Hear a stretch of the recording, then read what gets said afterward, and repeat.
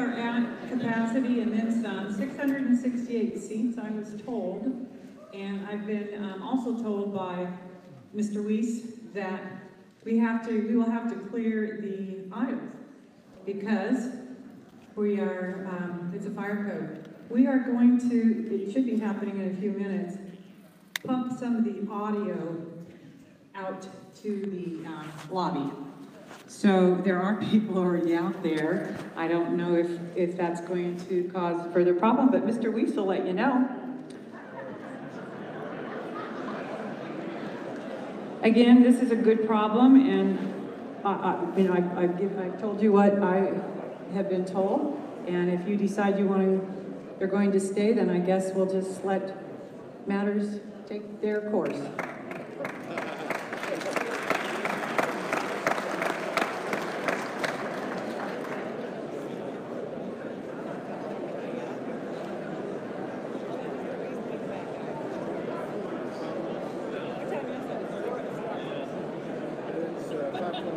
Okay.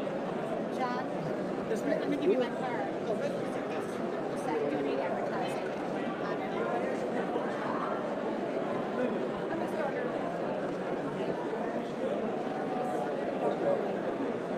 Oh, I'll just be I was going to take a picture of it. It's okay.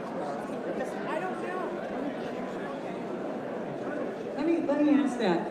I just had a property owner come up and ask me if the room across the portica rooms, is that the Washita room? No, something, that there's chairs over there, and if we could get the sound over there. We have our POA sound guy up there, Ron. Perhaps if we can get that, we can get the extra people over there. Mr. Weiss, could you help us with that? Are you here? Why? Oh, sorry. Okay. So that would be very helpful.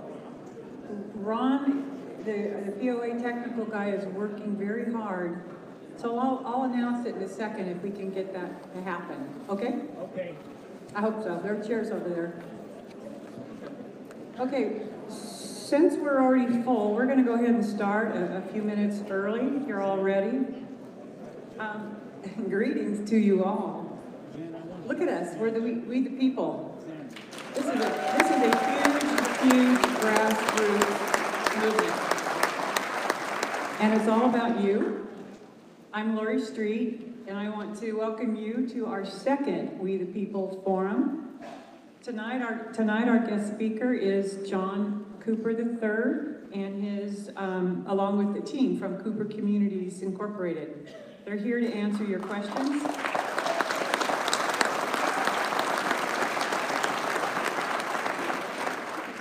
They're here to answer your questions relating to upcoming vote on the Declaration and Articles of Incorporation, proposed changes, and perhaps other questions that might come to mind. If you have not received a card yet and you need a card to write into questions, raise your hand. I have volunteers that are going to come down and provide those to you. I think they're blocked. They'll be coming in a minute. So I'll be sure you get a card. All right, before I turn the evening over to Mr. Cooper, I wanted to just have a few We the People housekeeping announcements. First of all, I want to give a broad brush of We the People contributions. Those are your contributions. 200 or more dollar expenditures, okay? Our Village Voice newspaper ads, a total of 3, were $2,300. The first We the People Forum printing cost was $330. Our first video at the first forum was $200. 3 We the People Forum rentals, $1,677. Postcard printing, $767. We have printed postcards that are going to go out to all the non-residents because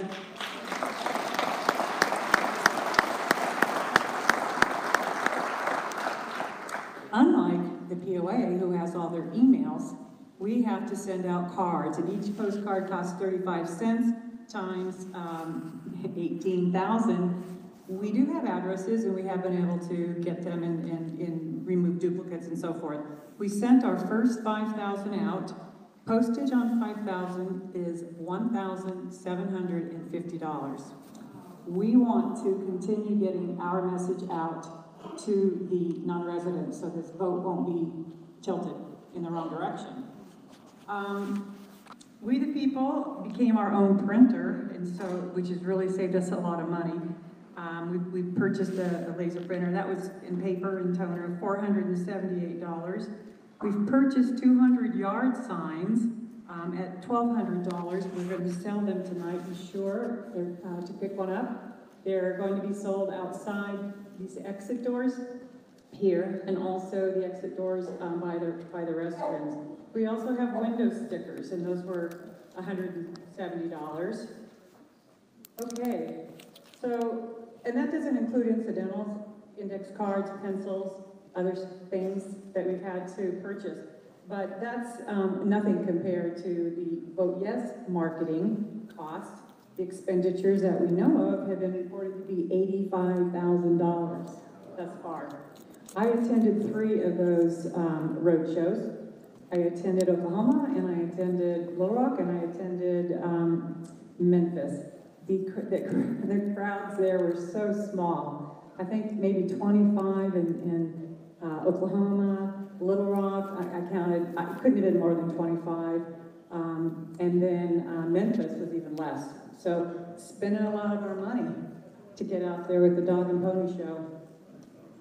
So next, let's see. Okay, I just told you we're selling the cards outside.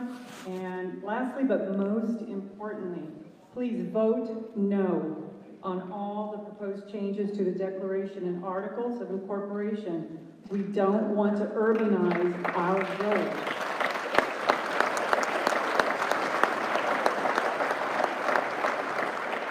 At this time, I'm going to turn over the presentation to Mr. Cooper and his team. And once this he presents, it will be opened up for a Q&A time. So write your questions down. Thank you all for attending. And I'll let you know if they open up the rooms. Thank you very much. I have one more thing to say. I'm sorry, because I did this as I was walking out. Today marks 72 days since July 17th. That was the first letter to the editor in The Voice announcing We the People. So we may have had a late start, but our horse is still in the race. Just know that. 72 days, and look what we've done. Thank you all.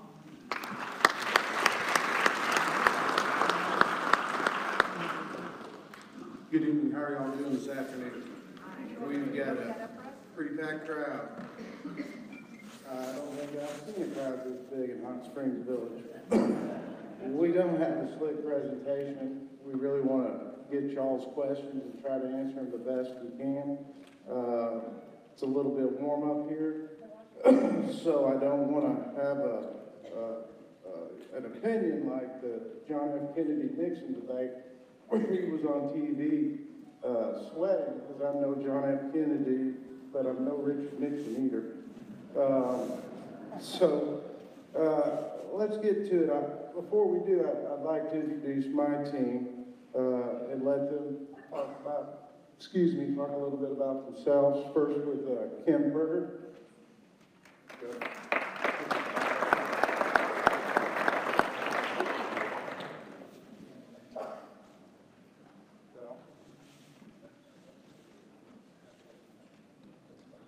Sorry, like I said, we don't have a slick presentation.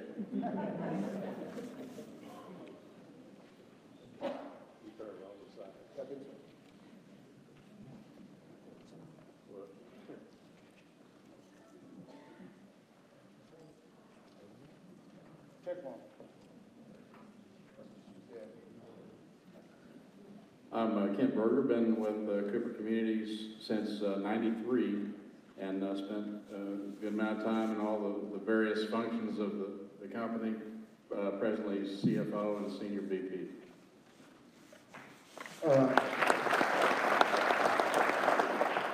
I'm Ernie Deaton.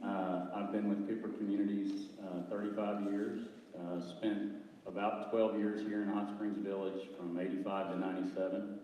And then moved to our corporate office in Northwest Arkansas and have done the engineering and construction for pretty much all of our communities since then.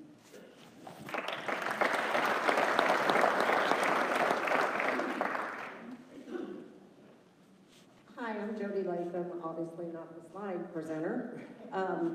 I started work for Cooper back in 1976.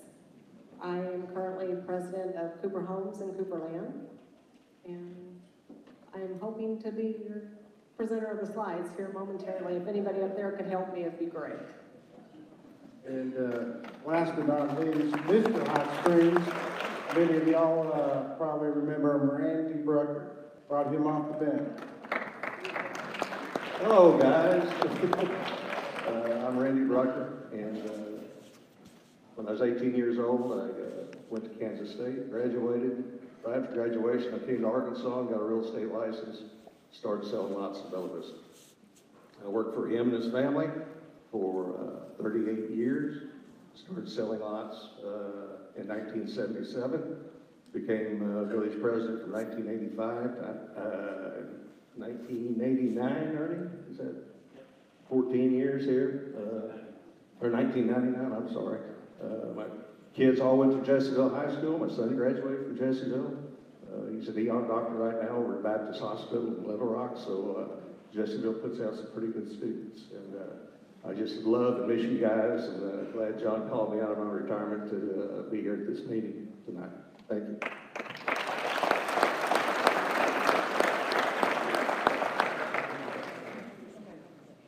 We're having trouble with our slides. Hey, I'm so sorry to interrupt y'all. I'm sorry, guys, but I have a little issue. We're well beyond capacity of fire code. I just talked to the chief of the fire chief, and basically what we have to do, if you don't have a seat, the maximum capacity of the auditorium is 658. We have 654 seats. We brought 8 additional in. So if you're not in a seat, we have to leave the building. Is what we can do is we're going to try to pump this out as loud as we can in the lobby area.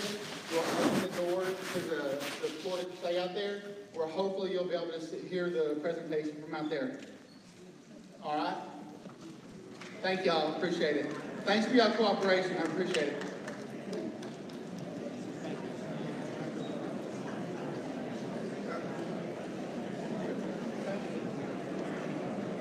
We expected to have a big turnout, but not this big of a turnout.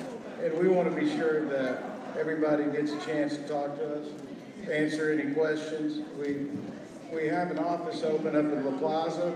I'm going to try to be there Monday through Wednesday up until the election and encourage anybody to come in and visit with us. I'll talk to anybody and anyone about this issue. This vote, the village, it's a big decision, and I think we need to take the time to really go over the issues and make everybody aware of all the implications that amending the declaration to this extent with this many amendments, some are good, some are not so good. So if you don't get the opportunity to ask your question today, we will be here to let you ask it at another time. You can't hear out in the lobby?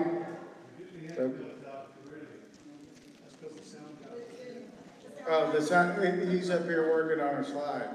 So. We have one empty seat up here in the front. Can I sit there?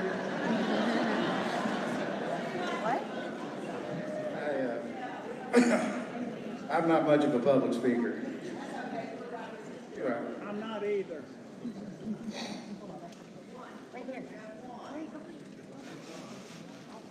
You're doing a great job, Roger.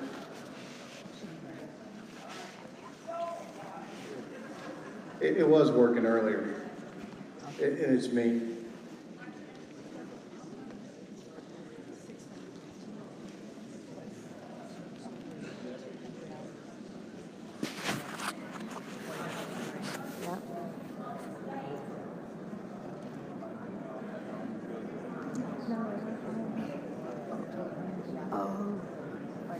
Okay.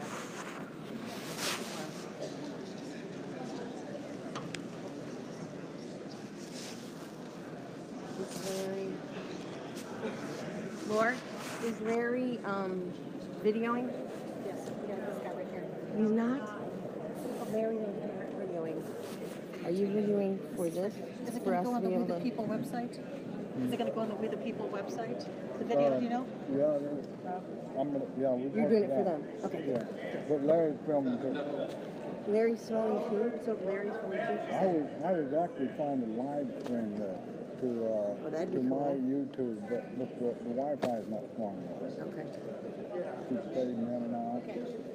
You go to people in the lobby can see the live stream. You've got a phone. So, I don't know how that. Can everybody out in the lobby in the other room here? You know? I'm gonna figure something out on that. I'm gonna figure something out on that for the next time.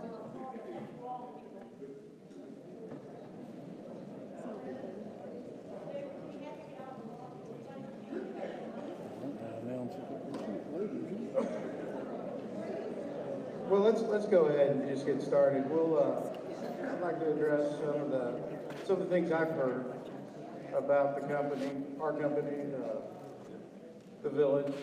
One issue is there's the feeling that we've abandoned the village, that we've left our interest. We no longer have much of an interest in the village. Excuse me. And that's not true. Sorry. And that's not true. In the early 2000s, we did develop all the home sites and shut down our marketing efforts and quit spending the marketing dollars in the land company. That was about 2000, 2001. In 08, we stopped building homes with the recession, but we still had a hardware company. We still have a commercial buildings here, but we hit a hard time in the downturn, and we had to manage for cash, pay down debt. Excuse me, I'm sorry. Anyway, you ready? So, all that aside, it took a while to get back to where we could start investing money in anything. But during that period, we were still involved with the village. We were still working with the board, still had a relationship.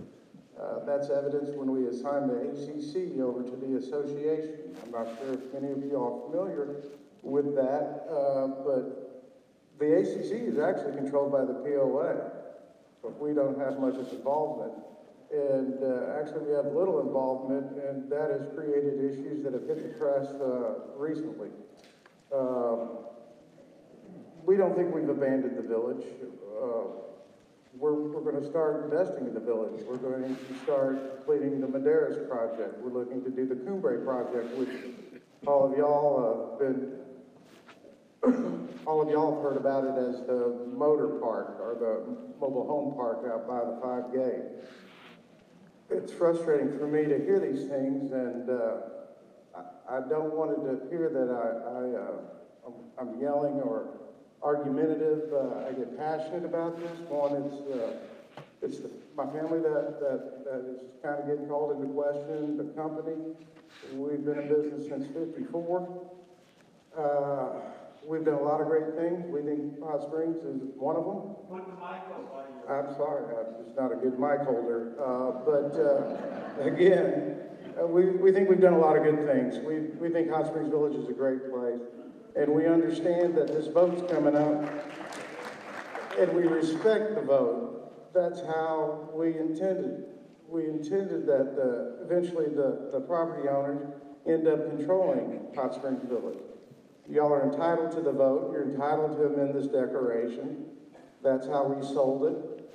But with these changes and the way these changes have come about, we think it's a little bit of the cart is ahead of the horse.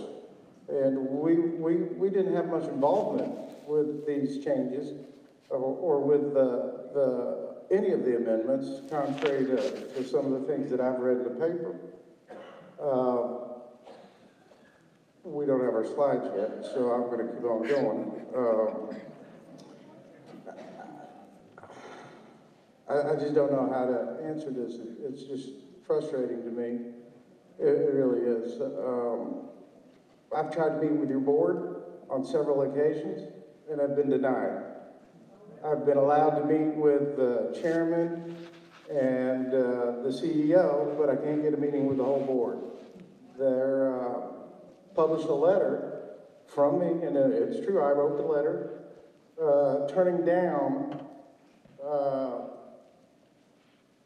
the offer to submit a proposal for the CMP. The RFP came to us in early July, but the association wanted us to have a response by the end of July, 2-3 weeks. The one that was adopted is 450 pages. We couldn't put that together in 450 pages. But in my letter, I said, let's sit down and discuss it. The letter that they published on the website, I said, let's sit down and discuss this, and no reply. That's a concern, because I think the association has implied that we weren't interested. That's further from the truth. I think this has just been pushed too fast. And from everybody in this room, it looks like there's a lot of people that really think it's been pushed too fast. It's also divisive. I've never seen Hot Springs Village so divided as a community.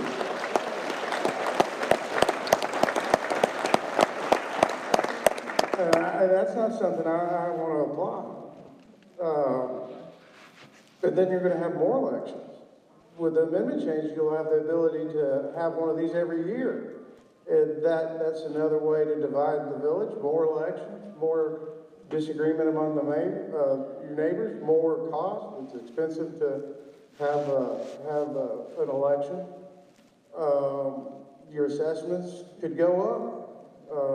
And I'm not even talking about whether or not the CUP is a good idea or a bad idea. That's a matter of an opinion. But the association's purpose, the reason why it was set up, its sole purpose for existing is to maintain the infrastructure and the amenities. Nothing more.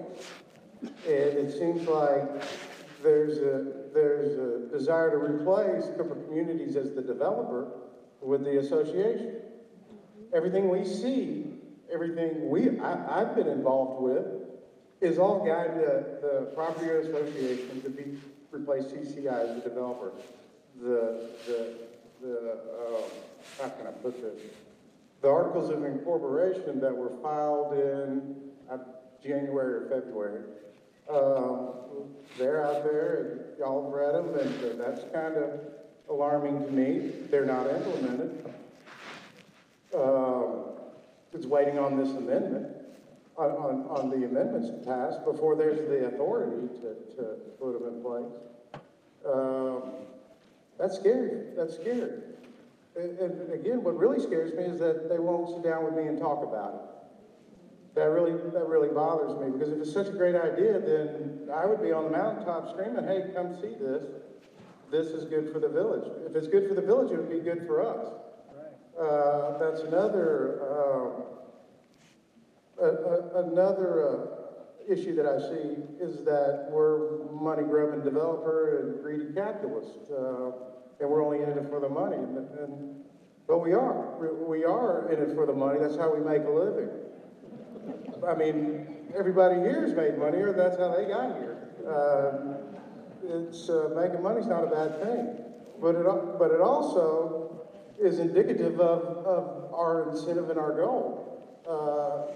Because we take that financial risk, and then we're held accountable for the mistakes of taking that risk. Not like the association.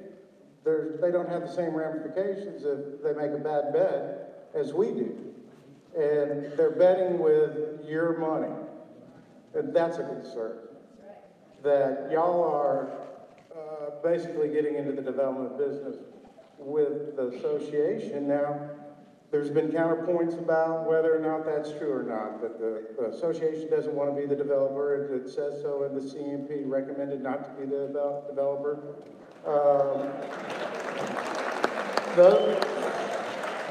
Those are words. Oh, sorry, we're live, all right. Oh, yeah, they told me not to go off script and freestyle, but I'm not a very good public speaker. All right, so here we go.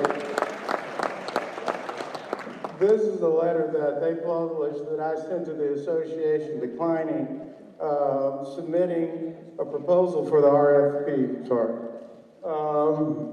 You can notice the date, and also you can see in this letter where I asked to sit down and discuss the CMP.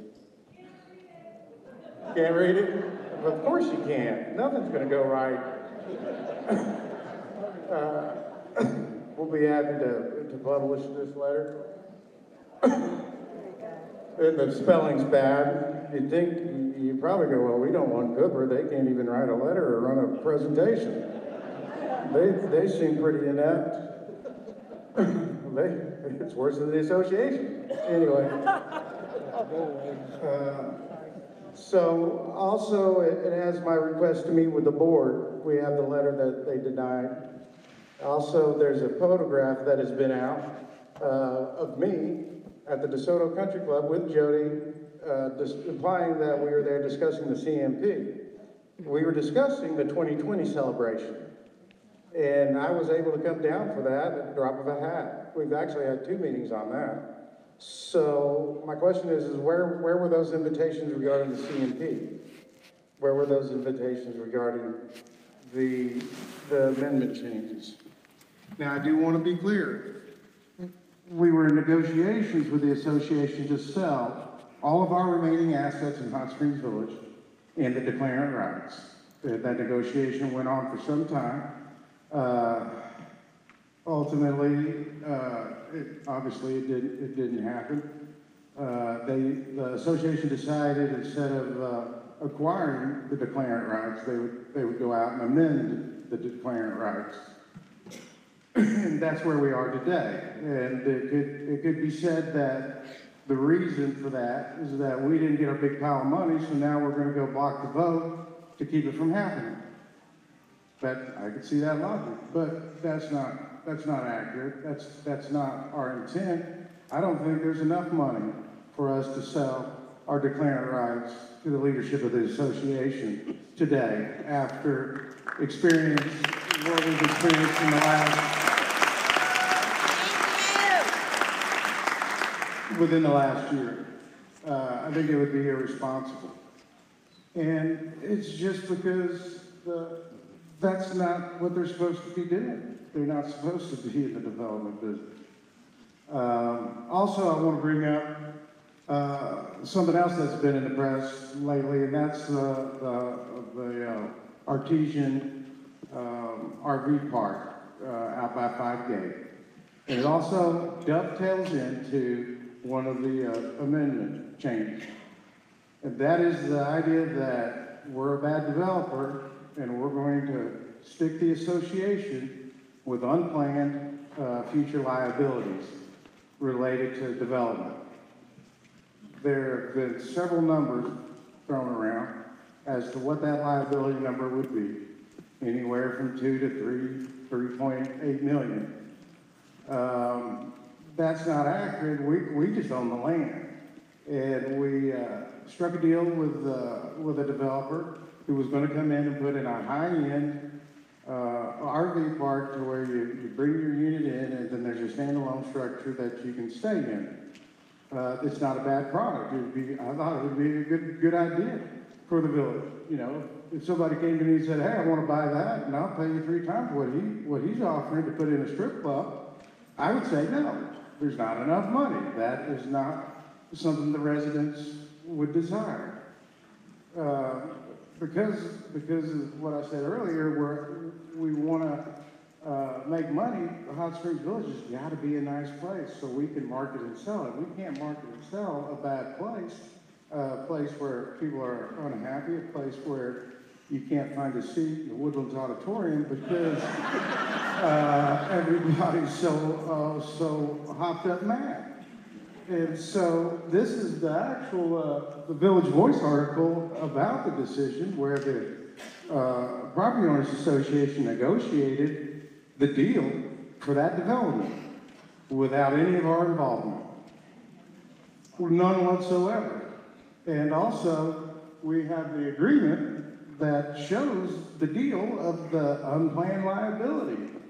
And and if you think through that intuitively, the way it should work, on any property that we bring in, I'll reserve an area that's inside the village, yet not subject to the declaration.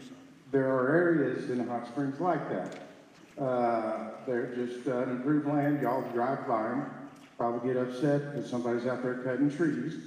But we weren't involved in negotiating this deal, and it's not really the liability they say. It shouldn't be the liability they say it is, because when you bring that property in and you develop the home site or the residential unit on it, you're required to pay a hookup fee. And so the utilities are already to that site.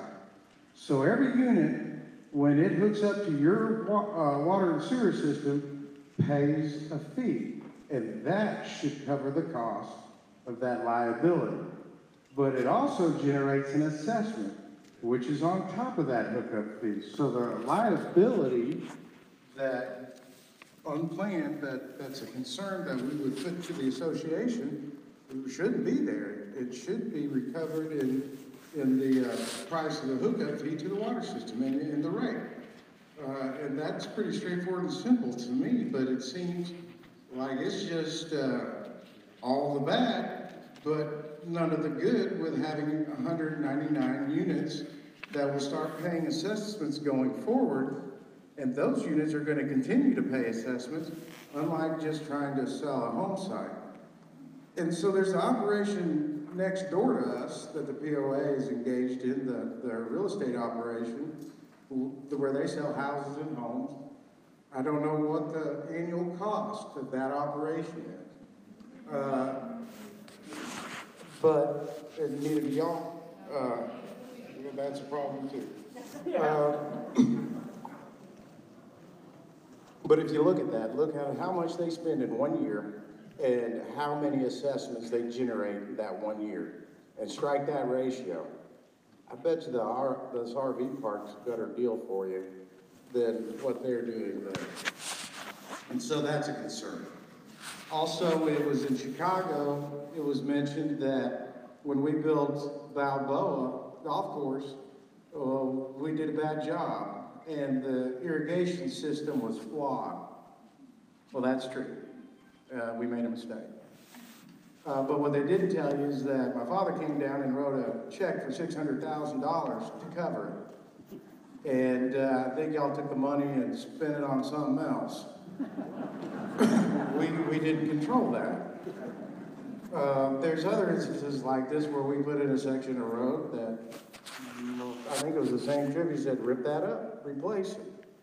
That is hanging a liability on the association, that if we turn something over and it's not quality, then that's a problem. But I think we take care of those issues. And if there's an issue like that we haven't, come talk to me about it. Because we want to do what's right. That's how we built up our company, doing the right thing. But that's part of the concern with this process, is that it's billed as transparent, but I don't see the transparency, at least for us. It feels like we were excluded intentionally.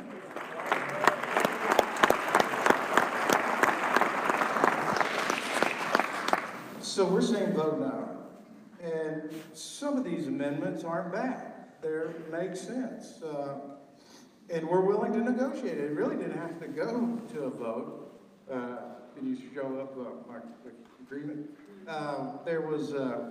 We've been out of this office out by the 5 gates for about, I don't know, 2 weeks. Haven't had much traffic, unfortunately. And most of the traffic, they have been for the amendment change. Haven't had a chance to engage somebody that was for it. All the traffic were folks against it. And I want to talk to the people that are for it. Finally, be careful what you wish for. And had somebody come into the office, and we were there for about 2 hours. And one of the concerns is this bringing property under the declaration that's not under the declaration currently. We bring the property in, and straddle the association with this unfunded liability.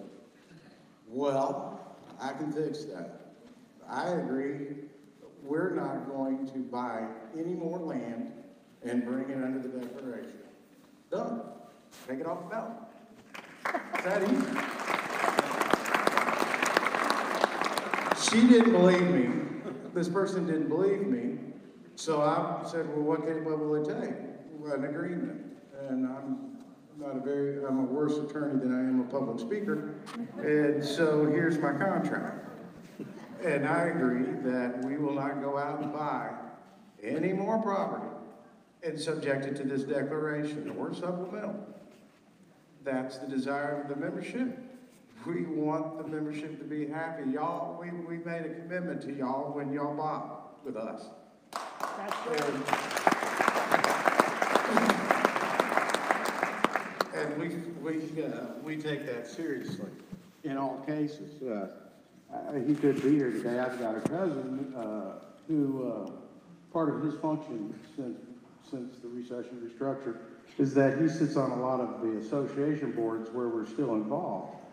And he takes it really serious to the tune that it's financially goes against us sometimes. Because he's on that seat wearing that hat, that fiduciary hat to that association that he's on. And he's no longer a shareholder of CCI. He's no longer an employee of CCI. So that fiduciary is to y'all, the members. And it's something we take serious, even though we're not part of the association board. And I'm concerned about the fiduciary to y'all from your board. The fiduciary to y'all as members or a fiduciary to the organization? And I'm not playing semantics. There's a duty to y'all as the members that is greater than the duty to the corporation. And I don't know if that's why they won't meet with me. But we got to get to the bottom of that, because if we can't talk together, we're going to have to do this. And this is not fun. Obviously, you can see I'm good at it. I've done it a lot. But those are just a few of the points we wanted to bring up. And I don't know if we did a good job or not. I want y'all to trust us. And I'm not just saying that to win a campaign. The truth of it, this really doesn't impact us that severely financially. We assigned the ACC over to the association, and when we did that, we had a little bit of a foresight that, ooh, if we do that, then no telling what they can do to us in the future. So we've got some exemptions for us provided in that agreement. And so we're really down here, a lot of it is to stick up for y'all, because they got a big budget, and they can campaign, and that becomes a financial burden on y'all individually. And we have more resources, and we're here to help. And we're here to help the association. We don't want to harm the association, because again, it is y'all, regardless of the fiduciary, it's the corporation. Y'all are the members. Anything we do runs up the cost for y'all is bad. And this is all a waste of time and money. And working together, we're reasonable. That's all we ask on the other side. There's going to be times where we disagree. But at least give us the chance. And we haven't gotten that chance, unfortunately for y'all. With that, I'd like to turn it over for questions. Sorry about the poor start.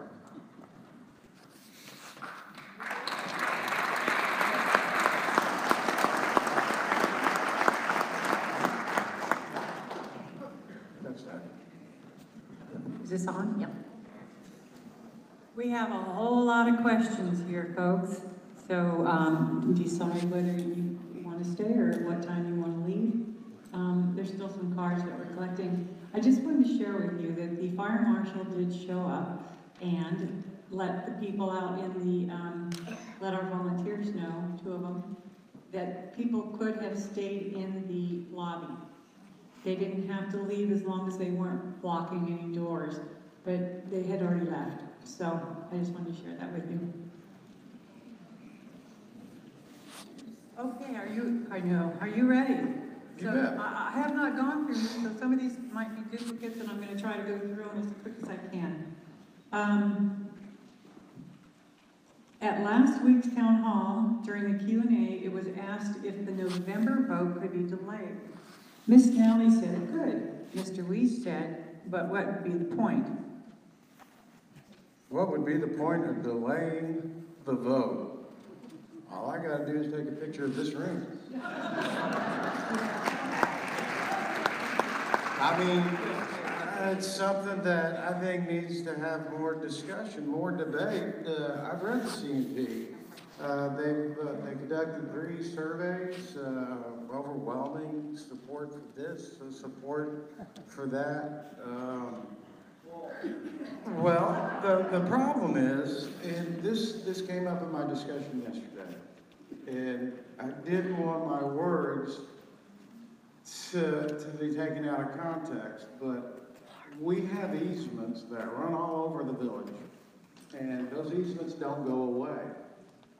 So to implement some of the recommendations in the CMP, you need us with the easements. So why spend the money on the CMP instead of first coming and sitting down with us to see if that's something we would consider?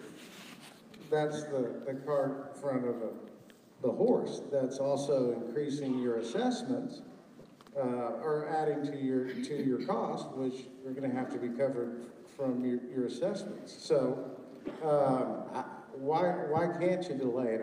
I think you can, and I've made this comment before. Let's sit down, relook at this thing, and if this is something that is good for the community in a year, however long it takes us to work it out, have the vote. We'll step aside. Again, if it's good for the village, it'll be good for us. If it's successful, success floats all boats. So I don't know why they can't delay it. I think it would be a good idea on their part, but I don't know why. Is CCI negotiating with out-of-state developer? I'll read it. Is CCI negotiating with an out-of-state developer? No. An out-of-state developer to come into Hot Springs Village? No. To sell your interest in the village? To sell our interest in the village. The only group that we've negotiated the idea of a sale is the Hot Springs Village POA.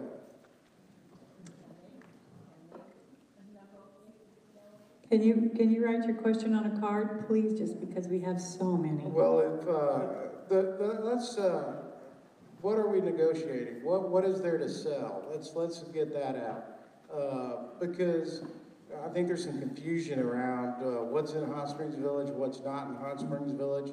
So Hot Springs Village is 27,000 acres, gated community, and we have a 10-foot strip that goes all the way around it. We do not, out by the 5 gate, we have property that is outside that 10-foot strip. That's just because we haven't put the 10-foot strip around it yet. And so inside the village, we have property that it's inside the 10-foot strip, but it's not subject to the declaration. And that means that if we build streets and housing units, the association wouldn't be required to provide water and sewer. We do have the ability to bring that subjected to the declaration. And we're looking to do part of that for Cumbra. Medeiros is already there. And a lot of it, I think we have a map of all of our unimproved. A lot of it's subject to floodplain. Some of it's been identified for their town centers, but the only plans we have to continue to develop on the immediate term is to finish out the units in the Medeiros subdivision, which is over by Diamante, and I think that's around 28 units. And then we're looking at developing Cumbra, which is where the Artesian motorhome park was going to be. And I think that would be, we're excited about that. And so I want to address that. Part of the comments of us not investing in the village, we were in the process of negotiating a sale to the association.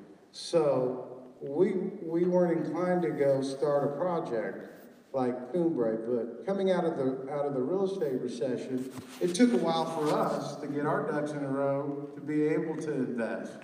One of the things that hurt, and this was in Hot Springs Village, it was everywhere.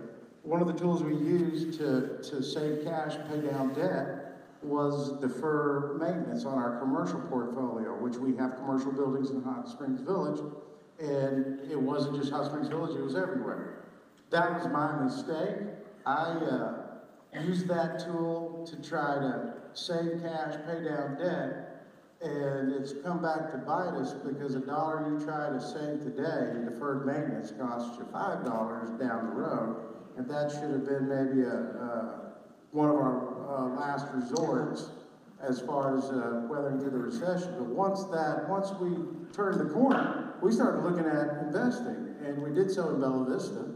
We started investing in building homes. And the investment we're looking to make in Hot Springs Village are rooftops. We had our land company, Randy, that I mentioned earlier about, Randy Rand, and that's a marketing company. It really is marketing and sales. And we were spending a lot of money in marketing, and I think that's what the POA is trying to do, trying to get folks here to buy a home site. We don't want to do that. We want to build rooftops because rooftops are their assessments that go on forever. NRPI came in and did the sales and marketing of home sites with the association inventory. And as soon as you turn off that marketing spigot, you'll start seeing a lot of the delinquencies goes up, and then those home sites end up with the state, end up in the association's inventory. Basically, they stop paying assessments. And so that's just a Band-Aid. We weren't part of NRPI. I found out about NRPI. A friend of mine was watching TV late at night, called me and says, "Hey, you know Punch?" And I'm like, "I don't know Punch. Who's Punch?" And the guy from Chips. He was pitching Hot Springs Village. And I'm like, holy, wow, I had no idea. They were in Tellico Village, Bella Vista, and Hot Springs Village. We had nothing to do with that. But that's a concept. Why don't you do that again? Why don't you come in and spend $3 million a year in marketing to get folks here and sell them a home site? Well, again, I think that's a Band-Aid because you got to keep spending the money. And what we would do, our program was that when we sold the home site and when they retired, we hoped they'd build a house with us. And you have a lot of folks in that category. And that might be an idea for the association, is to target on those people that already own a home and get them to come down and move and build a house on those assessments, on those home sites that are not paying assessments, but that's part of the suspension areas. Mr. Cooper, oops, Sorry. I think this question might kind of segue into that. Okay. It's, would CCI start reinvesting in Hot Springs Village through a joint cooperation plan or an alternative to the CMP? Would you invest in a second opinion regarding CMP and another plan with objective outside partners? I'll be happy to sit down and look at any deal. If it makes sense, if it's profitable, if it's a good idea, yes, love to. We're looking for investment. But I want to be clear, one thing about the CMP, and the reason we didn't participate, we like this master plan. We did this master plan. The CMP that I've read, there's some great ideas in it. It's not all bad. There are some good things in that CMP. But some things I don't think are applicable to Hot Springs Village. But yes, and I'm not sure I understand this, the yellow and the suspended areas, and I'd like to take the opportunity to address the 2 home sites that we permitted. We applied for the permit that was going to cost the association $600,000. That was my mistake. I was frustrated, and I was trying to send a message to the board. Please talk to me. And I don't know if it'll cost $600,000 to bring the utilities to those home sites. I do know we paid assessments on those home sites. We should be entitled to the amenities. If we're paying the assessments, why couldn't we get the utilities? But we pulled those permits. We weren't going to build those houses.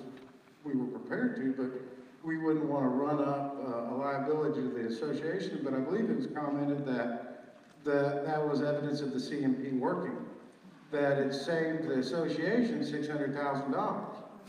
Well, if that's how it works, let's go permit 100 tomorrow, we'll wait a month, and then we'll pull those permits and just keep making money for the association.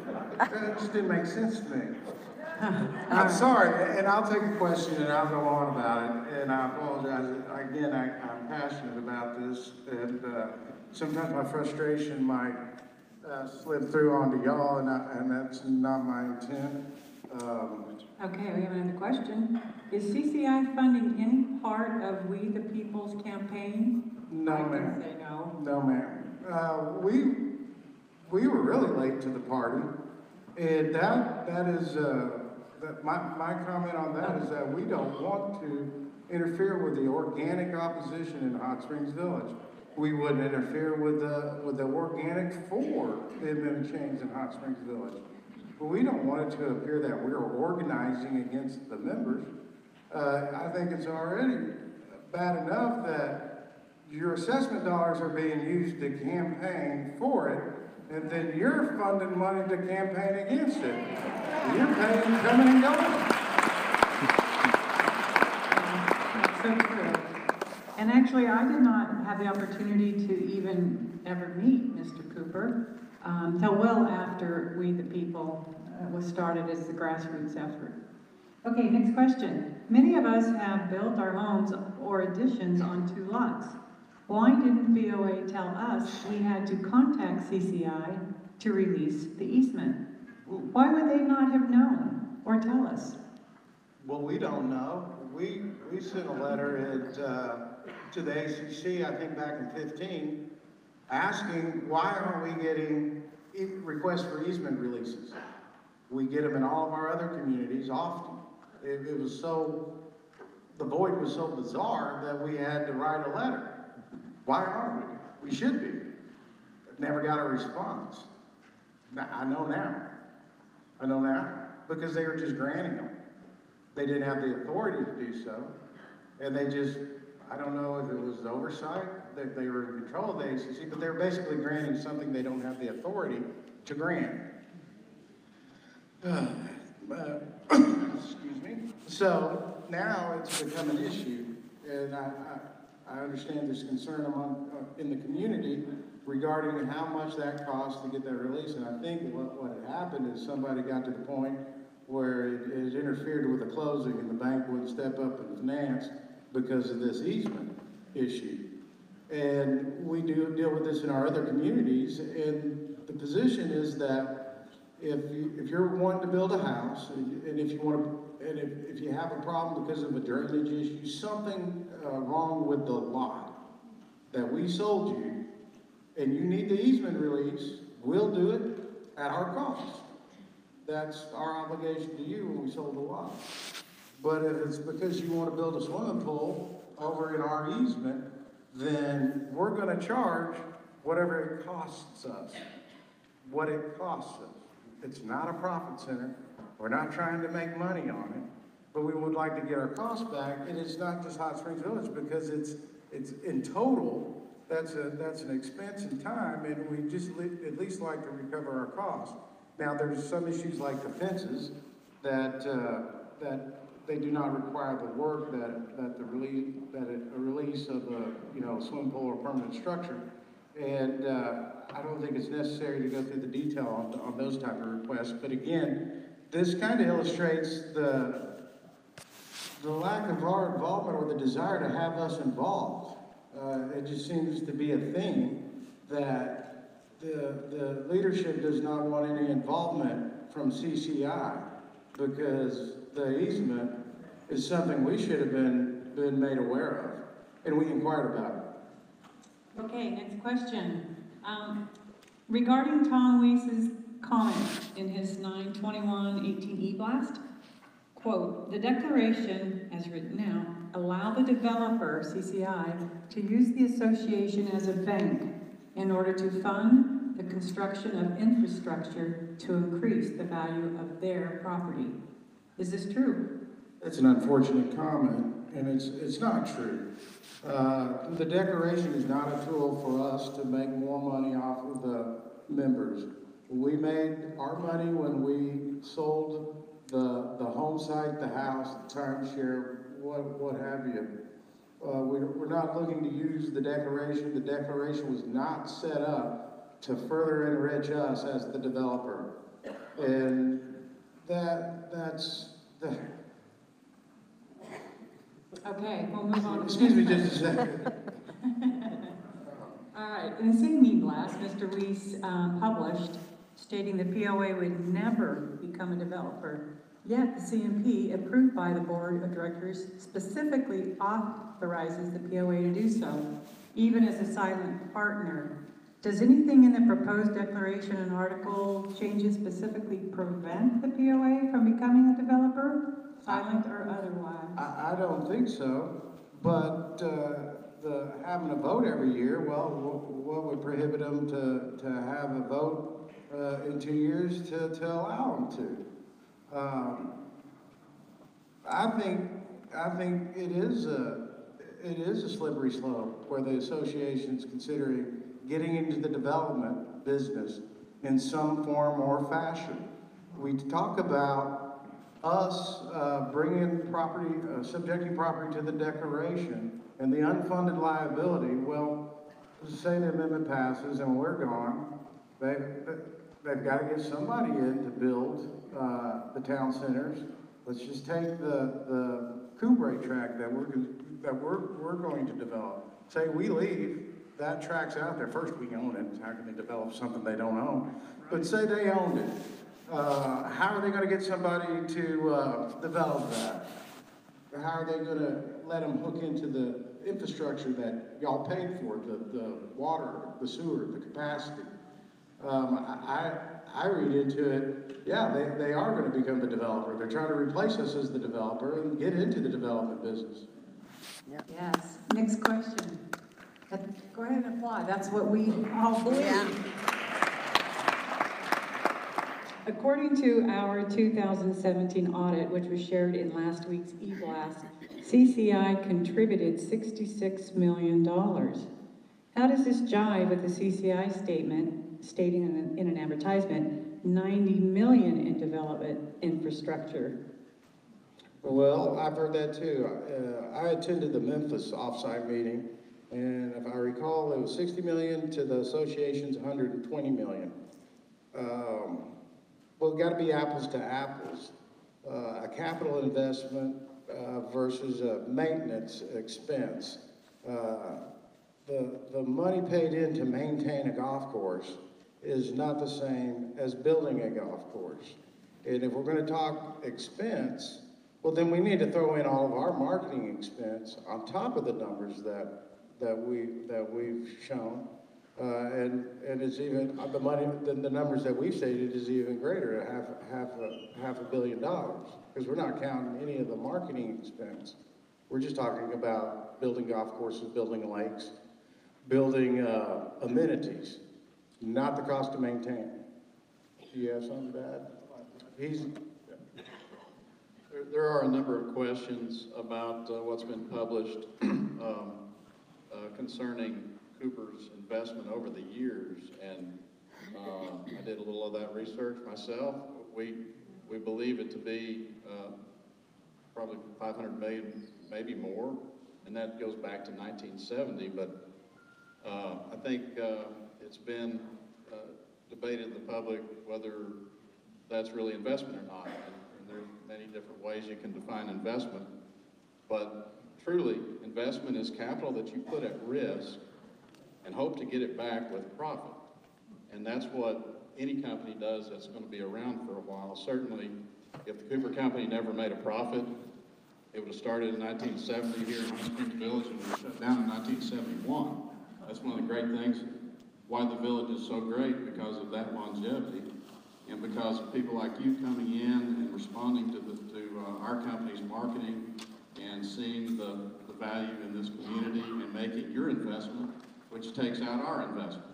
So I think that there are several questions on the deck concerning the $500 million, and certainly we don't have $500 million invested on the ground now in this village, because over the years it's been done and recovered, and that's what enables the village to grow and be healthy.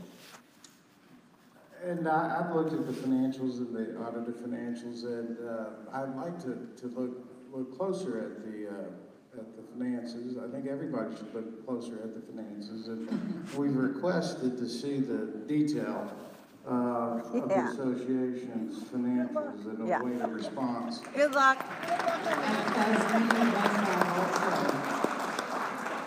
Okay, the next question. This is again in Tom Weese's recent e-blast.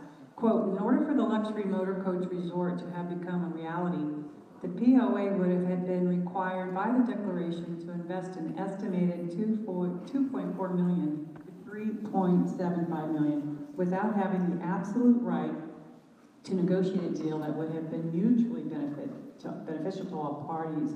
The difference in the investment amount is based upon who might have funded the construction roads. Who was required to fund this? We got asked this because I went to three of the traveling shows, and this was a horse that was beat dead over and over again. So, what part of any of this is true? Did Cooper fund the roads, road construction, utility construction? Who was required to fund that? As far as that particular agreement with the Artesian, we have the document. Do you have the document? Yeah. We weren't involved with it. It was fully negotiated by the association. It's also posted on We the People, for the People website? Right. And I apologize, I haven't read it. I just saw it, I think it was yesterday. Yeah, we'll post it, but we were not involved. We only were working with selling the land in an LOI to the developer. The developer was not Cooper Communities. We were just the land seller. The developer had a choice. He could bring it under the declaration in our sale. We could assign the developer rights to the new developer. I don't want to mention the name of the fellow that was going to do it. I think they ended up going down to the Gulf and putting the product down there. But it didn't have our involvement. The negotiation took place with the association. The only involvement we would have had is sell the land and then assign our declarant rights or developer rights to that particular tract. And they would have been able to have water and sewer provided by the association. And I say that because there's an agreement that we made. I say that with a puzzled look, trying to think, because there's an agreement that we made with the association to assume the paving liability on lots that were platted as of July 2009. And that's a hard number, and that's part of the numbers that were in the suspension area. And they were obligated to pay that, and they got consideration for it. But I don't want to go into all the details, but I'll be happy to talk to anybody about it. And also, it's an example of us not being in the way. It's an example of us letting the association negotiate on their behalf, contrary to what Mr. Weiss said. We weren't obstructionists, and we weren't cramming it into the association, and we let them negotiate their own fate. They have control of their own destiny in that example. Okay, why did CCI refuse to participate in the RFP process and save us the cost of going to other parties? I'm sorry, I was looking at the screen. Yeah, you'll see here, here's the day we were invited.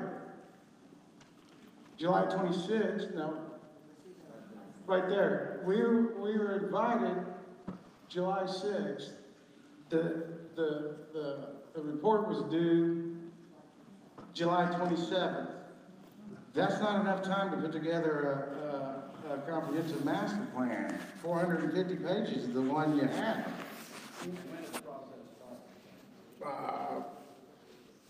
I'm not sure.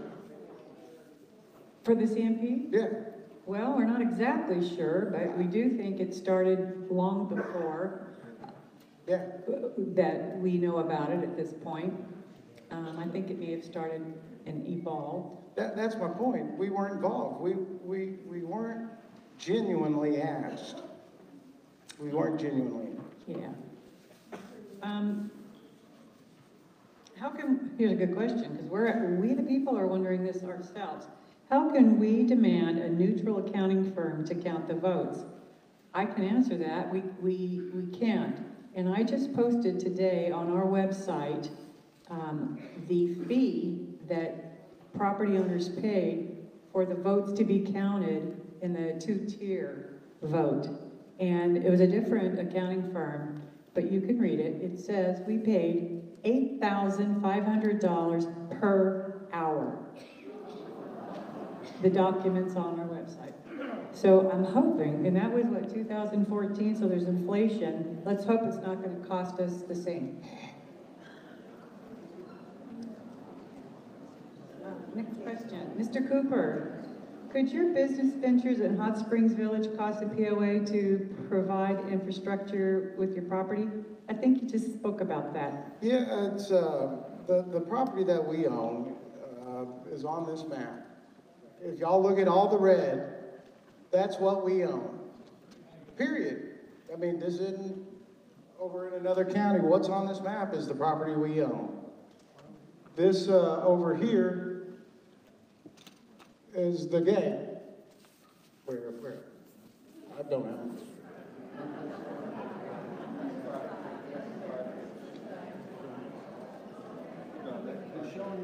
Okay, right here. Right here is the 5 gate. And part of that property is platted.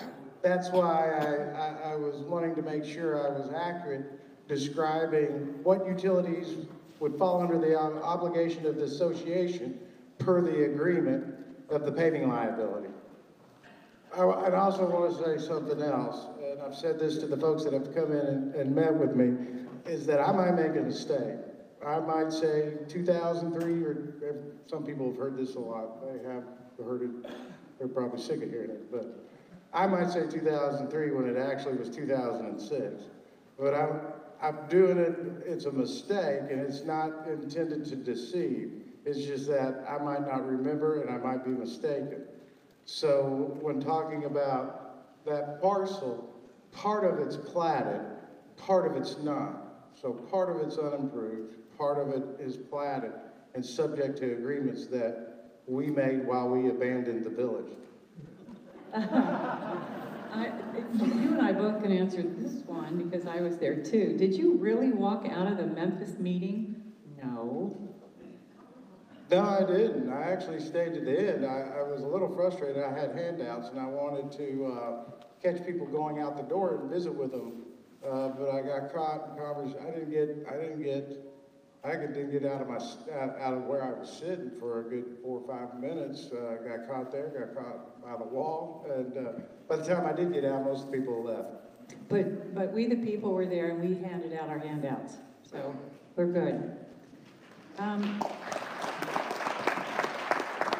If the town center is such a good idea, why doesn't you, CCI, do it? Why haven't you, CCI, done it? Well, we have town centers. Some of them are, not like in the CMP, but one reason why we couldn't do it is because we don't own the land that the town center wants to, where they're indicated on the comprehensive master plan. Where we are right now, if you look at the comprehensive master plan for this area right here, now it's a conceptual drawing, and I understand that, but this is a town center area. But if you pull back and look at it from Google Earth, there's a lot of homes in here. A lot of them. And the lake, the terrain, how are those homes going to be addressed? Those homeowners have houses where there's gonna be another residential product. I just don't understand that. But we can't develop what we don't own. We answered this one. This was about his selling the lots that he had that he's not going to build on. Mr. Cooper, have you ever been in negotiations to sell your rights and properties in Hot Springs Village to another company and or person, excluding Hot Springs Village POA? As an entire package, no ma'am. Let's be clear, we've negotiated to sell parcels, like the motor coach home. We negotiated to sell that parcel. But we've been talking to the POA about selling the entire tract. Would we be open to selling it? Yes, we would. But would we sell it to somebody that's irresponsible, that we knowingly know would do something that would damage the village? No, that's damaging our name. That's damaging our company, our brand. My father, my grandfather. We wouldn't knowingly just sell it to somebody that we didn't think would be successful or thought had an idea that we didn't think would be compatible with the village. Okay, next question. Has Mr. Cooper, his attorneys, or associates been in contact with Lori Street, Dan Dediaco, hope I said that right, Phil Limler, Bob Bussey, or Tom Blakeman? I can speak for myself. I have visited Mr. Cooper. He's opened up his transparent, come in and ask questions all you want, storefront at the East Gate. Phil Limler's here. Do you want to? Let me just say this, I'll meet with anybody and everybody about this issue and make no bones about it or try to hide it or be secretive about it. And there's nothing to be secretive about, and I don't know if this is true. I don't, but the idea of it scares me, is that board members are reluctant to go to events like this or other events where there's opposition. And I think that's their obligation. They need to know what other people are saying, just to be informed. Everyone here. Okay, actually, okay, thank you for pointing that Okay, out. like I said, All right. All right, let's get back to our questions, please. Because one of the questions that was asked of us, we the people, and it's been asked here again, is are we willing to debate Ms. Nally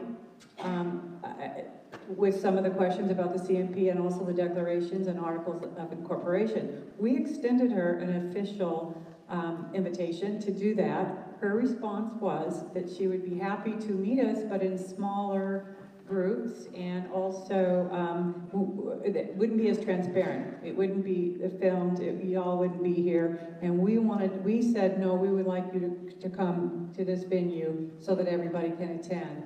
And we have not received a response specifically to come here and debate yet. Next question. Can the board be recalled? The board is giving our assets away without our votes. How do we stop them? I can only speak for myself. I can be recalled. Well, we hope that we're going to change the voting candidates in the future. What specifically did John Cooper mean when he stated that the CMP pits residents against non-residents? Well, I think it's pitting residents against residents. And I'm not sure what the non-residents know or don't know. But it's, they're not here. And the road shows got canceled. I don't know what they know. But I don't know if they're represented. And that's why it's so important that we, the people, the postcards were done very well. It shows our website, how they can contact us. We can provide them with any information, and we think that's absolutely important.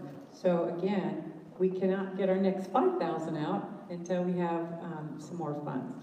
All I ask is that everybody tries to be as informed as they can and get good information. Not scary information, but objective information. Right. And if there's a disagreement, let's talk about it. We make mistakes. Our information might have an error in it, so the association information might have an error in it. That's not the point. The point is to understand the information. The point is to make good decisions based off the information. So we don't have to have elections all the time. Assessments don't have to go up. And everybody isn't fighting with everybody. Okay, when and how does we the people intend to answer the questions that did not get answered tonight? Those are going to be answered by, actually, I think they're going to be put on Mr. Cooper's website, is what I was told by Jody. Is that correct?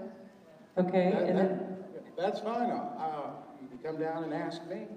You can ask somebody here. I'm thinking about getting a little mini bike going door to door. Don't be surprised if I don't show up and say, hey, you got a minute. Mr. Cooper, could you tell everybody what your days and hours are for your storefront? Well, we plan to be open Monday through Wednesday from 10:30 to 3, but I think we'll probably have to expand those hours. Tomorrow's going to be a problem? Oh, I'm not leaving. In the Oklahoma City meeting, Jody Latham of CCI stated they sold Diamante to members to help them better fund themselves. What did she mean exactly?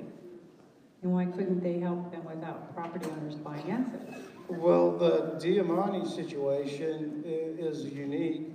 I heard that it was implied that's another example of us selling out. I don't, it's a transaction where we sold, first we had a partner, Club Corp was our partner, 50-50, and Club Corp sold to an equity fund, who sold to an equity fund. And the management of the club, our partner was, the partner wasn't interested in the welfare of the club, and it showed, but there was an issue with Diamante that the real estate was tied to the club, the dues tied to the land. Y'all may be aware of that, and that was a burden on the members. It was a burden because you have changing circumstances where maybe a spouse had passed and no longer played golf, but the surviving spouse had to still pay a pretty high fee to the club, and there was no way to opt out of it. This is back in, a while ago, 2010, 11, 12, that range, that we were approached to decouple the home site from the club and the dues. Met with a group of the members, reasonable men. We sat down in Dallas and tried to figure out how we could solve the problem. We felt uncomfortable doing it ourselves because we sold it that way, and I was concerned that somebody that we made an agreement with could come up and say, hey, you changed the deal. I bought here because the dues were tied to the club, and that would be stability. And so, through reasonable discussion, we came up with a solution. Well, let the members buy the club, and then they can control their own fate. And we said, okay. And it was difficult to get our partner to go along. And we had to we didn't get as favorable terms as our partner. We had to sacrifice to get the deal. But we were willing to do that because our partner didn't care. Our partner's name's not on the community. Our partner didn't develop the community. We did. And that's worth something to us. And so we took a worse deal than our partners to make it happen. It was for the benefit. It was something that the members needed, and we were working to solve a problem that they had. Okay, what articles could you support? Well, we've already agreed to one. The bringing additional lands under the declaration. That can be removed from the ballot. We won't subject any lands that we don't own. We won't go buy 200 acres next door and bring it under the declaration. Everything that's on that map that's it. You don't need to vote that, unless you're scared about that. For some of you that are still standing up front, there are seats now up front here if you want to come down and sit down. People have been vacating, so help yourself up front though. Okay, does CCI own the land around Cortez Beach? At one time, there was talk about putting multi-housing complex there, which the Cortez Lake shoreliners opposed. Is there a plan for that property as recreation family park would be nice? We own the beach, we own the island, and the improvements that were made, say, with the warning that we don't want you to spend too much because we might need that to develop for timeshare, to develop for this. It's a nice piece of property. We have no plans to develop it. Y'all are using it and getting enjoyment, and when this first started off, I had some of my shareholders, family members really took it personally, some of the things that were said about us, and they were wanting to go put a gate on it. And not only on that, y'all are using some of our property for some of the trails, and wanted to go put gates across that, and deny y'all access. And that's not appropriate. But anyway, we own the property. If y'all would like it, we would sell it. I've got shareholders I've got to answer to, and they're looking for their return, and that's a piece of property. That's a nice piece of property, and we can't give it away. But in the interim, while we don't have plans for it, y'all can use it, and we're not charging you to use it. And the Cortez Beach babes appreciate that. We just need some lines. Well, I mean, if we are the big bad developer, we should have a market rate lease on that. All right. What is the interaction between the declarations and the CMP? Are they connected? Not all of them. Not all of them. But there are several that are. I only look to the Section 3 and the recommendations to amend the declaration. And y'all can look at that section, 72, right. So if it's not tied to the CMP, why is it the recommendation of the CMP? It seems the CMP came out and now we're amending the declaration. I think they're linked. And we the people also think they're linked. At last week's town hall during the Q&A, it was asked if the November vote could be delayed.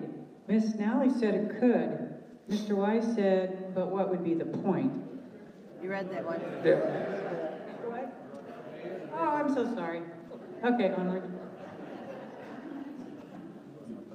Okay, here's one. In light of all the controversy and number of seniors who will be hurt, is it time to ask Arkansas AG to conduct an investigation? We're not going to speculate on that, but what I want to say is that that's bad. Any kind of action like that is bad because there's a cost to defend, and that's unproductive, wasted money. It's much better to sit down and talk about our difference, try to come together and agree, than litigate. Okay, next question. Should the village incorporate as a city in order to curtail the out-of-control POA? Well, I wish I might have addressed this earlier, since folks are leaving. The discussion to incorporate, that is, a couple of our communities have made that election. Bella Vista is the one example that leaps to mind, and my father was alive then. That was our second community we developed, and we set the declaration up. And back then, you know, there wasn't a lot of other examples to model off of. And the one thing that we did not add, same in Hot Springs Village, is that the assessments didn't keep up with inflation. And they had the issue of how to fund the maintenance of their roads, and they were, I think, like at $16. And so the idea to incorporate came up. And that's a vote, that's an election. But I remember Father and I discussed what should we do? How should we weigh in? And we didn't take a position. We stepped back and let the members decide. We didn't open an office. We didn't create a web. We didn't lobby. We didn't campaign. Thought that was something the members should decide for themselves. We had an attorney working for us, and I was younger then, and I was scared it would impact our ability to develop. It would take away some of our flexibility, because you'd have a planning commission to answer to. And, well, it passed, and it did. When we decided to get back in the development business, it took us 3 years to go through the planning commission to develop a 48-lot subdivision that we would have built and sold in 9 months if we had incorporated. But what had happened, and this is the problem today, in Bella Vista, is that you got 2 layers of government, because the POA doesn't go away, the amenities don't go away, but now you have the overlay of the city government and all that duplication, and it's not the windfall everybody thought it would be, because money doesn't grow on trees and it doesn't fall from the sky, and it wasn't in the turnback funds. So if that's something y'all are considering, it's something that we would like to sit at the table and discuss with you. But, I don't know what it does to the gates.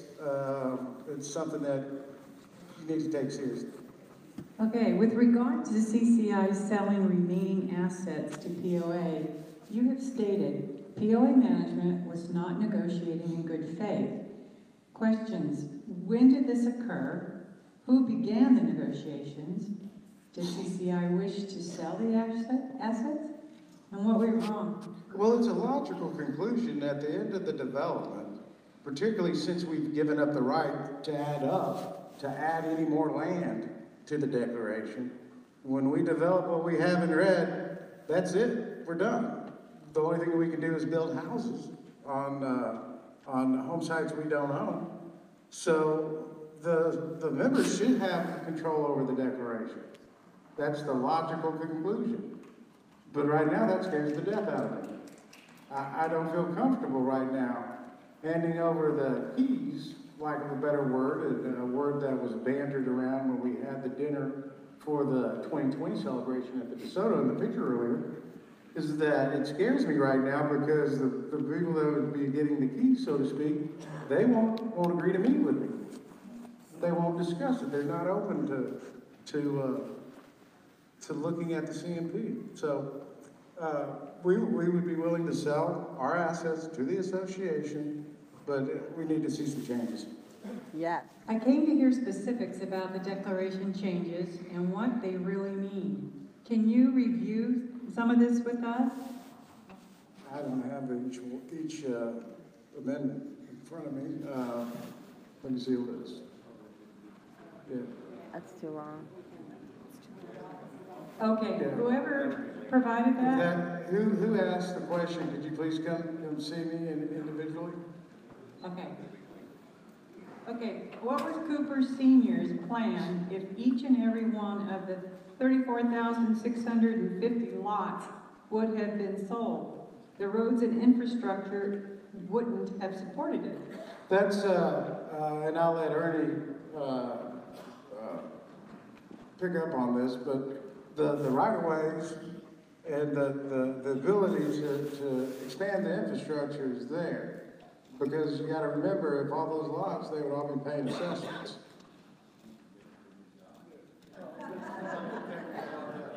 I'm not a public speaker either.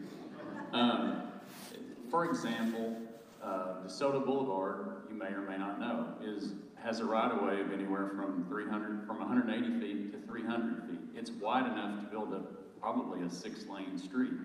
Get out. Jim Gore, who was he was the original engineer for John Cooper Sr., my predecessor, was a very forward-thinking man. And he did the master plan for Hot Springs Village based on it growing and based on the possibility that every single lot could be built on. And, if it was necessary, definitely it's designed to have the ability to have a 4-lane road on DeSoto Boulevard. A lot of the other minor roads like Balearic, Barcelona, Cortez, those roads are 100, anywhere from 75 to 100-foot right-of-way, and those roads could also, or those right-of-ways could also handle a 4-lane road. So the community was designed for the infrastructure to handle if every single lot were built on it. The other thing was, the community was designed, and you'll see it in our property reports. Most of you who purchased from, well, all of you who purchased from us got a property report at one point. You'll see in there, the water system, the sewer system was designed to handle every single lot in this community. It could be expanded to do that. So, and I'm not going to get into issues about sewer systems and outside and things like that. However, I will say that the capacity was designed and is there for every single lot here to be built on.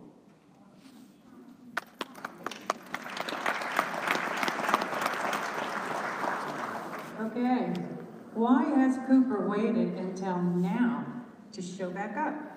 What are the intentions of CCI for staying after the vote? Any development plans? Yes, we're finishing the Madeiras townhouse area, and then we'll move to Cumbre. And what would be we're still in the planning stage and engineering. I don't know how many units that would yield to develop out the portion that's platted and then the other area. Do you have any idea, Joe? Preliminary. The Cumbre, what's the unit count? 77 units. So, yeah.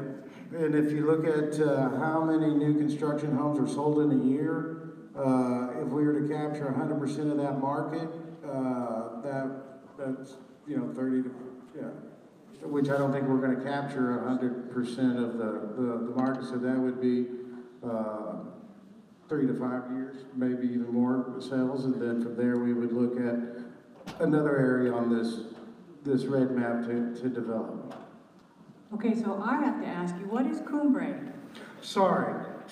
Cumbre is this area out by the 5 gate that was where the motor coach park was going to go. Okay. Behind the La Plaza office. Okay. Thank you. Okay, this is a quote from an e-blast from Mr. Weiss. The property owners are left with aging assets that can't be maintained because our asset dollars were used as startup capital. Is this true? How do we respond? Oh no, how do you respond? If they can't, let me say it, make sure I understand the question. So the assets of the association, they don't have the funds to maintain the infrastructure and the amenities because they use their funds as a startup. Yeah. Well, a startup capital. Well, whatever they did, it was their decision. I can't help bad decisions, but I know there were amenities built by y'all. Golf courses, portions of golf courses were funded by the members, such as Granada, where we contributed $3.5 million, and then the association, and I don't know how much they spent, added additional capital to it. Things like that. I think there's centers that the members have built, but those weren't our decisions. The issue is having the capital maintain the infrastructure and the amenities. This is an expense that could go towards that infrastructure. You just got the 2-tiered assessment, right? And then there's this, what? Yes, we agree. Okay. This is not productive, I'll give you that, but the idea is back to the responsibility of the association to maintain the infrastructure of the amenities. So I disagree with the statement. Did CCI use assessment dollars as startup capital? No, we don't get assessment dollars. They're your dollars. Okay. Yeah. Okay. Sorry, some of these are just hard to read. It's the thing that's concerned to me is that with the CMP and the new CNRs, this is moving towards a municipality with the covenant and restrictions that that are taking property rights from those that haven't built, those that are non-residents that haven't built their house. They're gonna be in for a surprise when they wanna come in and build their house. And they say, what do you mean I can't move that tree? Or what do you mean I've got to, you know, it's, and I'm not sure with the new CNRs, which I think they've been changed 3 times this year. There's a lot of confusion around that. Apologize, covenants and restrictions. They're referenced on the POA website, adopted in April of 18, I believe. Okay, next question. Isn't it true that the CMP has already been adopted? We know that. It was adopted last April 2000, is it 18 or 17? Yes, 18. 18, thanks. Is it true that the CMP has already, and will it go forward irregardless of what happens in the vote? Oh, I think if the vote goes forward, it just gives more authority to the board. That's our concern. That's why we're doing this, because we don't have a choice. There's no ability to negotiate. The POA is not going to suspend the vote, so we've got to try to win the vote, and hopefully we win the vote, and then we can come back to the table and work on this thing together. We're scared of higher assessments, we're scared of frequent elections, and we're not sure that the experience at the association is equipped to handle this CMP and its implementation. And you don't invest in CMPs. I mean, that's something to consider. Me, I invest in the management. You can have a great idea, but if you don't have the management in place to execute, a lot of great ideas fall by the wayside. So Yeah. it's not a discussion of whether the CMP is good or bad. I don't think it's applicable for Hot Springs Village. There's a lot of concepts in there that I scratch my head. Millennials, the target market. If the association has precious resource dollars because they've started up seed capital projects or didn't have this to maintain that, then you've got this community here that's a retirement community. We didn't go out and age restricted like Del Webb because we wanted to be inclusive, but that's what it's geared for. So those demographics are big. That's a lot of people getting to that age. Granted, they don't have the money because of the recession. I know we felt that, but that's a lot of people coming this way. That's a big market. That's a big target. So why not shoot at those instead of this millennial market?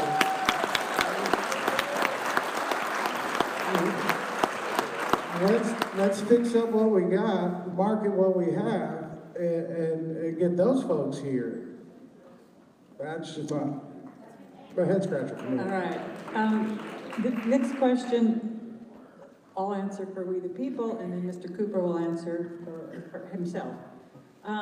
Do you have to vote all yes or no on the declarations and articles of incorporation? Can you vote some no's and one yes? Or yes, you can. Yeah, you can. You can vote however you want. Right. Our concern is that there's so many of them, and there's confusion, that some of them might get passed that would be more harmful than others, that would be irreversible, that gives more authority. It takes authority from the membership, and it takes authority from us. There's the amendment that wants to take the control of selling your assets and give it to the board, a vote of the board, where it's a vote of y'all. So you can pick and choose. I think voting no is a clear message that this agenda is now not everybody's on board with this agenda. We're scared that we're going to have higher assessments. We're scared we're going to see more frequent elections. We're concerned with the implementation, and we're not being heard. So let's send a message, and I think y'all are willing to go to the table and negotiate. I hope I've demonstrated that we're willing to sit down and negotiate, and so maybe the board will get a message to sit down and negotiate, and you don't have to go to the AG. You don't have to spend or waste any more of our money, because not only are we a member paying assessments, we're also funding this campaign to get the vote out and vote no. So let's save all that money and do something productive with it. Yeah.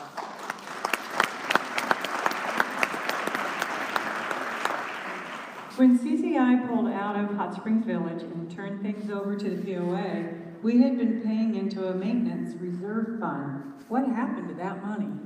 Well, I don't know. When we pulled out of the village, well, I addressed that. I clumsily addressed that in my opening remarks. We shut down our retail land sales operation in the early 2000s because we ran out of land to develop, and then our home building operation shut down in 2008. We still have our commercial. We sold our timeshare company, and we sold our building material business. That just leaves the commercial and the undeveloped land. But the whole time, we were still talking to representatives in the village because, I mean, we did the assignment of the ACC. That was a developer right. That was part of our declarant right under this declaration that we're allegedly making so much money off of. There was a desire by the leadership of the board and some individuals in the village that they wanted to have that control, the control of the ACC. I'm sorry, I don't mean to be like that in an aggressive nature, but and so now they have that control. That's something they wanted. We worked out a way to get it to them. And I don't consider that abandoning. I thought that was sitting down at the table and negotiating a desired outcome of the members. That's right. The vote is already stacked in favor of the POA. Why will it even matter if I vote no? If we vote no, POA gets one vote for all returned properties, all delinquent properties, and all properties they own. These are not enough property owners vote. There are not enough property owners, voters, to over trump the amount of the POA, the amount the POA gets. Well, I do know one thing. If the concept of I don't have to vote, he'll vote for me. Or my girlfriend, we cancel each other's vote out. So, I mean, there really is no point, because if she votes, she'll vote against me. But no, everybody needs to vote. It's important to vote in anything. It's how our country works. It's how this association works. And that's just that's the members not doing their job. That's what that is. And to say it doesn't make a difference, that's why it doesn't make a difference. Because that attitude, well, it's not going to matter, that's a problem. I think everybody should vote, and we get our ballots, and sometimes they ask us in the office, well, are we going to turn these ballots in? Sometimes there are 50, sometimes depending on the community, and I say yes. We're voting every single election. Everything we can vote, we're going to vote. Okay. How will we know if the vote count is correct? And we do have a concern about that. Voter integrity? Mm-hmm. That's a concern that issue is even being suggested and talked about. How bad is it that you have an association and one of the topics is voter integrity? Dang, that just never heard of it in any of our communities before. That kind of distrust it's been there, and you could say it's only in a certain few residents. It's not a representation of how everybody feels in the village, but it's got me down here, and it's got me concerned just because of the way I've been denied to meet with the board. So if I take everything as a total, we won't meet with you. We will send you a letter to participate in an RFP, which is due in 2 weeks. All these things add up to a problem to me.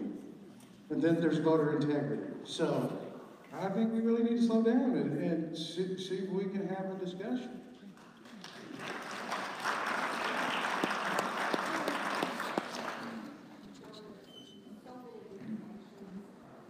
Okay. Well, I was concerned that Well, I didn't, I wanted to try to address this. There's probably comments, people that have made comments that are not questions.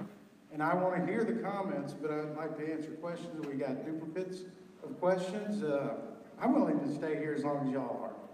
So if y'all want to go through it, I've got nowhere else to be. It's 10 minutes after 7, and we do have to wrap it up to 7:30, so at 7:30, so if you want to stay for the next 20 minutes, we have... What?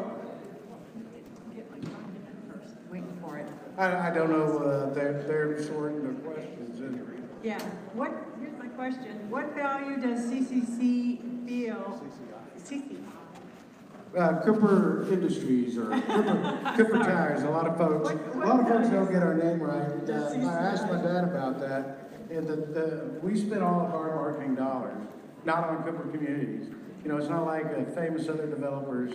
I'll get on an airplane and people have never heard of the company, but they've heard of Hot Springs Village, because that's what we marketed. We spent our money marketing the community and not our company.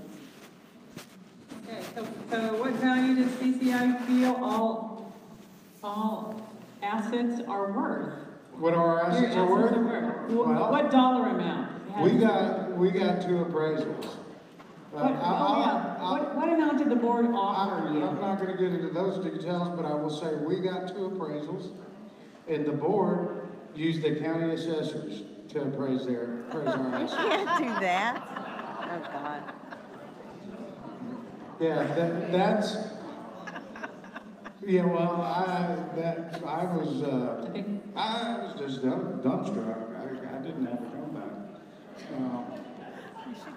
I mean, I can understand as a person, personally, if you want the value of your house to be as low as it can be, so you don't have to pay higher taxes. But if y'all look at what the county assessor has valued your house and try to extrapolate that to our end, I don't think you'd want to sell at that valuation. No.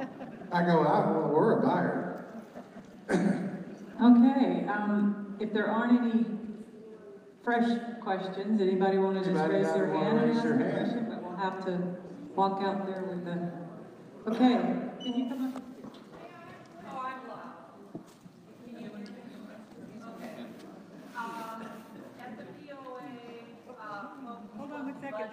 Hold on one second. This person has a microphone and he's going to speak and then we'll bring it up to you. I guess what bothers me is we're only hearing one side of this story. We're only hearing, vote no and we the people. I came here to find out more about the specifics on this thing we're going to vote for. I mean, every time you talk, you say the CCI or we the people are going to do this or we the people are going to do that. Well, there's a whole bunch of people here, I think, that maybe don't agree with what you guys are doing. And that's fine, and I respect that. Again, I said earlier, we respect that. You're entitled to have this vote. But we don't know exactly what all's going on. There's one of the amendments, and I don't have it in front of me, but it has subjective terms in it. It's like minor sizes. Talk specifically. Okay. Can you pull up a list of the? Oh, this is all right. Yeah.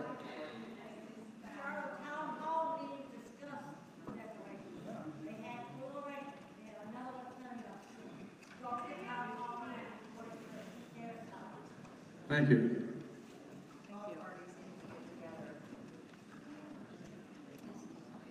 Did somebody else out there want to come up here and ask a question? Oh, Yeah, she is. I did. I probably don't need the mic. Okay. At the last POA meeting that I attended last week, they voted on letting Jessieville School District and Fountain Lake School District use our sewer treatment plants and our water. Now, I know one of the gentlemen on stage talked about the fact that, our sewer systems will handle if every lot had been sold and we all had houses and we all were flushing toilets. Why are we doing this? And there were several people at the meeting couldn't really speak, but they were saying, no, no. Why are we doing this? Listening to the members, and I couldn't hear the question, I was looking at this specific amendment, and it didn't come to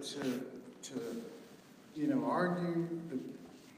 I do want to debate it, but I don't want to get an argument over it, because some things people, that's their opinion, and they believe it, and there's not going to be anything to change their mind about it. But as an example, for me, and I'm looking at them in total, but when I see words like minor in the amendment, and it is contemplated,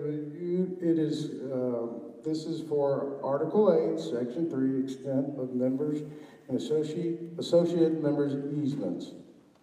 And it goes to say, is contemplated to be used in operation with minor portions. What's the definition of minor portions? Minor in whose eyes? In the landowner's eyes? The POA board's eyes? What's minor? So, that's a problem. Didn't we just have to upgrade our sewer system? John? Oh, It's not his, it's not. To address this question about the sewer system. Good, thank you. I've been out at our office at the east entrance for a couple of weeks now, and again, as you know, we've talked about our hours, and we're there to answer questions anytime. We have one person at a time, 10 people at a time come in and ask, and one of the questions was about this issue with the sewer. I can't give you specific information on why the POA board has decided to offer this service outside. Here's what I can tell you as the engineer for Cooper Community. And again, my history goes back to 1984 here in this community. There are issues with the Middle Fork of the Saline River. Over the years, we have had environmental groups come up and be concerned about various things. That's not to say that you couldn't increase the permit and get a larger outflow of the Mill Creek sewage treatment plant, for example, which is the treatment plant that flows into. But I can tell you, as someone who's dealt with the EPA, Arkansas Department of Environmental Quality, Arkansas Department of Health, and other agencies, it's definitely not a done deal that you can just go back to them 5, 10, 15 years from now and say, hey, we gave away some of our capacity outside of this community, and we originally designed enough capacity to serve the community only. But we gave some outside, and now we need some more because we have people wanting to build on these homes, these lots that they purchased from Cooper Communities in good faith. Exactly. And then you go to them and you say, well, I'm sorry, you can't build now. We have a moratorium because we don't have any more permit treatment capacity on our facility. That's a concern to me as the engineer who was responsible for a lot of this construction. I don't know the specifics of what the POA, we haven't had that meeting. We haven't been privy to that, but it's a concern. And it's kind of a part of, I look at that capacity, the excess capacity that y'all paid for, that y'all bought and paid for, they're giving it away. Or they're not giving it away, they're charging for it. But I think the charging of it is not, if you get down the road, you need that capacity and you want to get it back, it's going to be a lot more expensive than what they're collecting. And also, it's kind of a disconnect to me because I look at the CMP with these big town centers and all this growth and new restaurants and well, that's going to need that capacity. Yeah. So if you're planning to do, if you're contemplating to do what's in the CMP, but over here you're giving away one of the mechanisms to make it happen, it just doesn't seem like it's planned.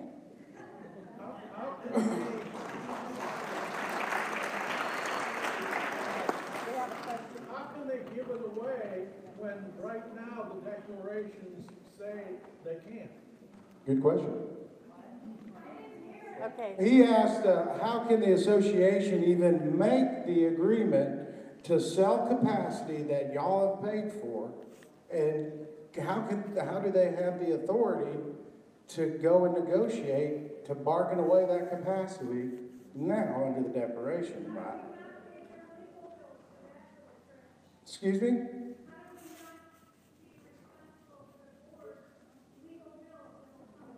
Well, I've asked the question. And look, to service a Boys and Girls Club or the school, right now the debate is how do they get to the plant? And the last board meeting I attended, it's difficult because I mentioned earlier the 10-foot strip all the way around our community, so they got to go through us. And if we say no, how are they going to get there?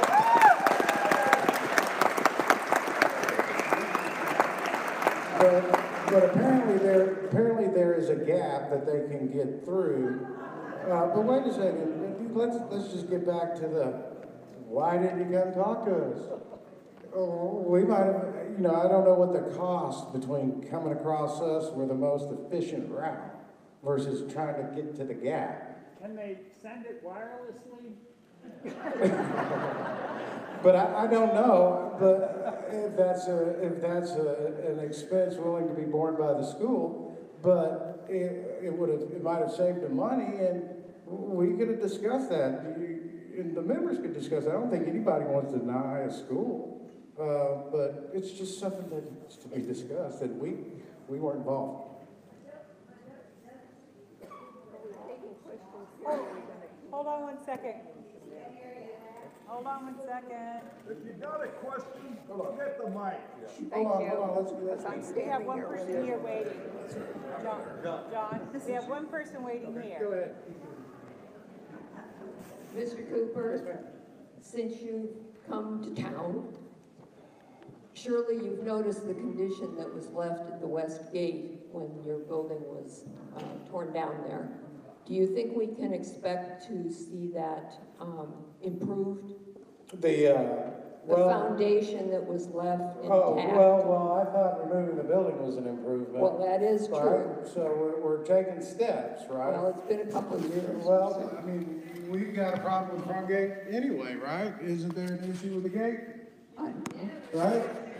There's a major issue. We don't have any. Well, let's all fix our problems. That we pay for it.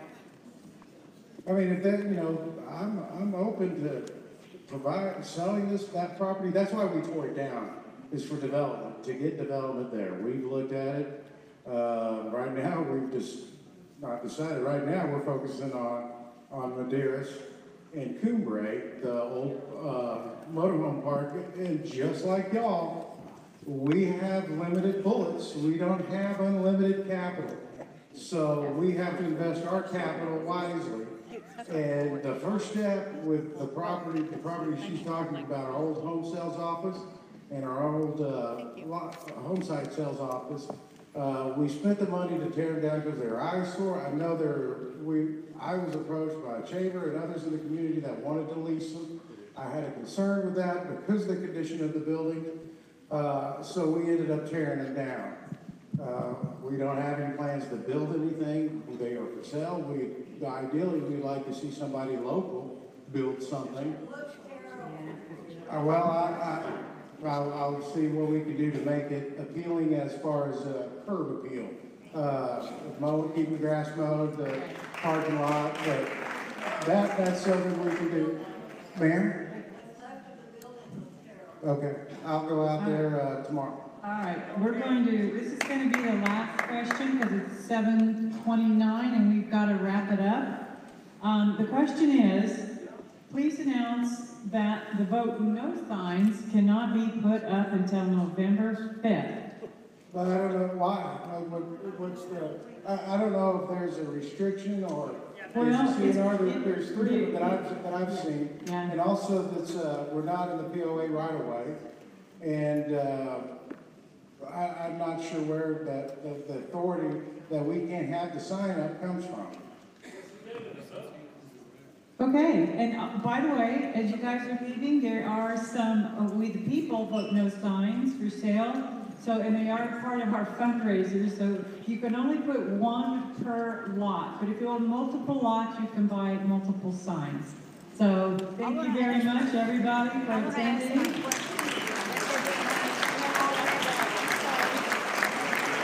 Lori? Yeah, and please, if you have more questions, I really do want to talk to you. I want to understand the issue.